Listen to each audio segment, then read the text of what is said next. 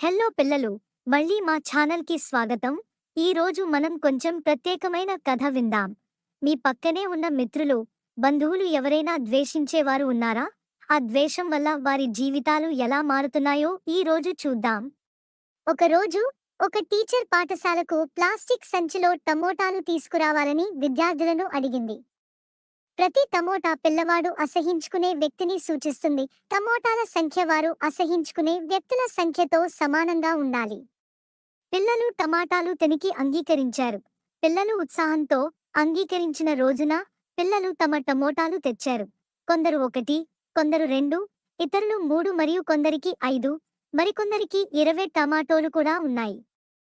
ప్రతి విద్యార్థి అసహించుకునే వ్యక్తుల సంఖ్యపై ఆధారపడి ఉంటుంది. 2 వారాల పాటు ఎక్కడికి వెళ్ళినా టమాటాలను తీసుకెళ్లమని టీచర్ చెప్పారు. రోజులు గడిచే కొద్దీ టమోటాలు క్షీణించడం మరియు వాసన గురించి పిల్లలు ఫిర్యాదు చేయడం ప్రారంభించారు.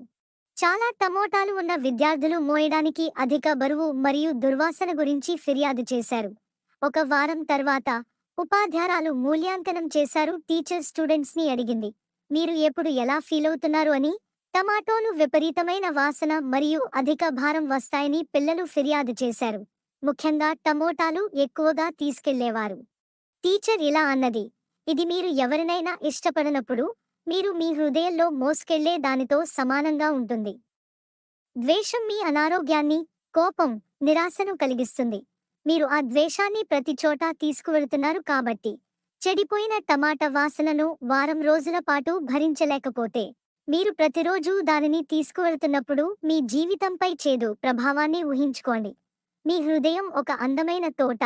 ఇది అనవసరమైన కలుపు మొక్కలను క్రమం తప్పకుండా శుభ్రపరచడం అవసరం.